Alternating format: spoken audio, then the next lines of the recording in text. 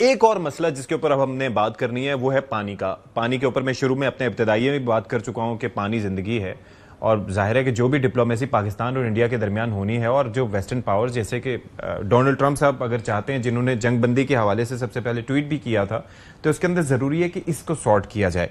बिलाल साहब, ये जो इशू है, यानी कि एक कैनाल है जिसके बारे में बता रहे हैं कि रणबीर कैनाल है, उसको उसकी लेंथ तो एक तो बढ़ाई जाए, और दूसरा ये है कि उसको इस तरह से किया जाए कि अभी उस पे से जो पानी निकलता है वो तकरीबन 40 क्यूबिक मीटर्स पर सेकंड के हिसाब से जाता है। अब वो चाह रहे हैं कि जब उसको बढ़ा देंगे तो 150 क्यूबिक मीटर पर सेकंड के हिसाब से पानी जाएगा। अब उसमें इशू क्या है? उसको बनने में कुछ अरसा लगेगा। इशू उससे ये है कि पहले कुछ लोग कहते थे कि जी पानी रोका नहीं जा सकता, हिंदुस्तान के पास कैपेसिटी नहीं है पानी रोकने की, लेकिन बगलियार किस टाइम पे और बाकी किशन गंगा के टाइम पे उन्होंने किया ये है कि उन्होंने जो कैनाल्स और इस तरह से जो है टनल्स बना के पानी को डाइवर्ट करने का सोचा है। तो that would be very problematic for Pakistan.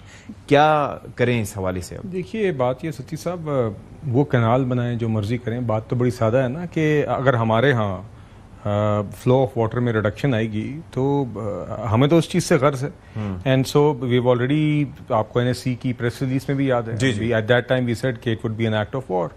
सो देखिए, ये इस बारे में तो हमारा मौक़िफ़ है, आई थिंक एक लीगल पोजीशन भी बड़ी क्लियर है इंडस वाटर ट्रीटी के हवाले से। तो वो तो जी देखिए, बाकी जहाँ तक बात है, एक हमारे पास लीगल रिकोर्स तो है for if this thing, India अगर हमेशा इस पे आगे बढ़ता है या किसी भी तरीके से हमारे इस हक को सॉल्व करता है, इसमें तो जीरो टॉलरेंस होगी ना जी। मगर इसमें दो बातें हैं, एक तो लीगल रिकोर्स है, वो तो हमारे पास होगा ही दुनिया में। एक्ट ऑफ वॉर जब आप कहते हैं, नहीं, मैं आपको सिर्फ बता रहा हूँ जो एनएससी की प्रेस रिलीज थी। देखिए ना कि आप हमारे 24-25 करोड़ अवाम की पानी को कॉम्प्रोमाइज करेंगे तो उस पर फिर समझौता तो नहीं हो सकता ना।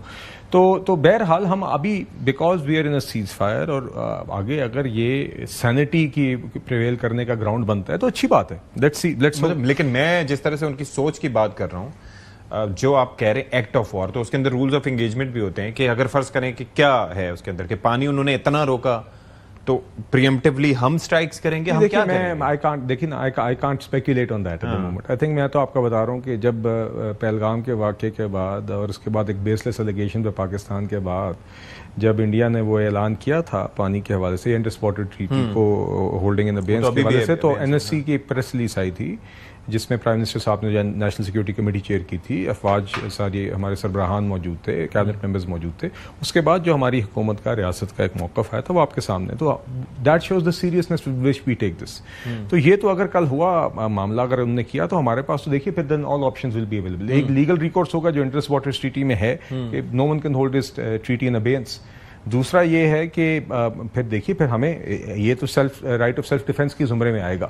और देखिए, जहाँ तक बात है, फ्रेंकली आई मीन, हम इंटरनेशनल लॉ की पासदारी करें, बदकिस्मती से हमने देखा है कि जितनी deterioration international rules based order की अब है, कभी भी नहीं थी। तो इसलिए we have to be self sufficient, we have to be self sufficient in being able to protect our interest and protect ourselves. इसकी सलाहियत और अज़म और हमने प्रूव किया अभी, और इंशाल्लाह आगे भी इस तरह का मौका आएगा तो प्रूव करेंगे। मगर देखिए, अभी जो सीज फायर अचीव हुआ है, अगर आज भी उसकी बुनियाद पर हमारी इस अहम राइट के ऊपर एक सेन रेजोल्यूशन निकल आती है, तो और इस तरह की चीज़ का एक परमानेंट हल आगे निकलता है तो अच्छी बात होगी। बट मगर as I said, we are, as a state, as a country, as the armed forces of this country, everyone is ready for all eventualities.